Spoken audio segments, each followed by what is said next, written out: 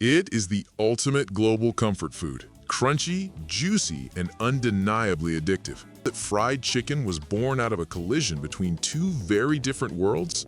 It's a dairy to people through slavery, built secret economies, and eventually conquered the world one bucket at a time. This isn't just fast food. This is the heavy, golden history of fried chicken. Most people think fried chicken is 100% American, but its DNA comes from thousands of miles away. In the 1700s, Scottish immigrants brought their tradition of deep frying chicken in fat, but they didn't use any spices. At the same time, West Africans had a rich history of seasoning meats with peppers and herbs.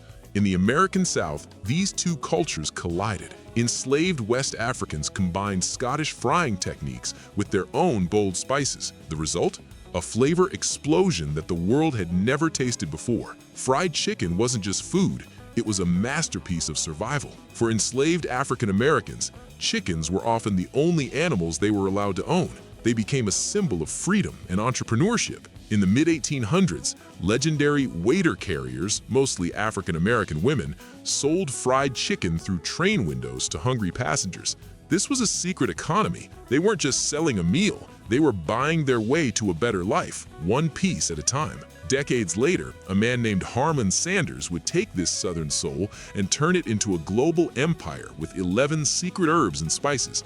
But the real soul of fried chicken started long before the white bucket. It started in the hands of those who turned struggle into flavor. By the 1960s, fried chicken broke out of the South and went global. It became the symbol of the American dream in a bucket. But then, something incredible happened.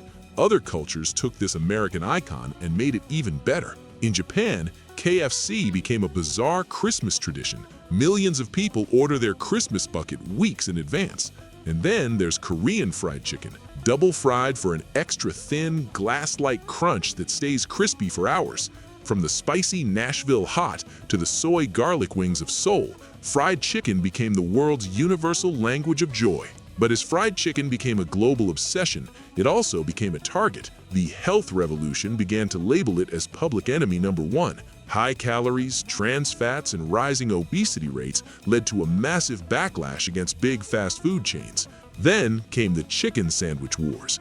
In 2019, a single tweet sparked a frenzy that led to massive lines, physical fights, and sold-out signs nationwide. The demand was so high that it put a massive strain on the supply chain.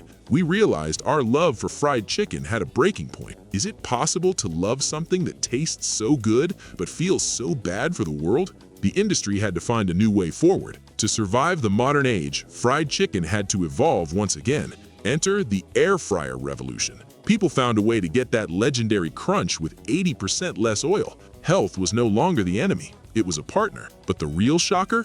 Chicken that never came from a bird. Plant-based fried chicken is now indistinguishable from the real thing. Using pea protein and soy, scientists have recreated the fibrous texture of a chicken breast, complete with that golden, craggy crust. Whether it's made in a lab or a cast-iron skillet, the world's hunger for that golden crunch is stronger than ever. From the hidden kitchens of history to the high-tech air fryers of today, fried chicken has conquered every corner of the map. It's a dish that tells a story of pain, resilience, and ultimately, the power of a shared meal to bring people together. So, the next time you hear that perfect crunch, remember the centuries of tradition packed into every single bite. What's your ultimate fried chicken spot? And are you a wing person or a drumstick fan? Tell us in the comments.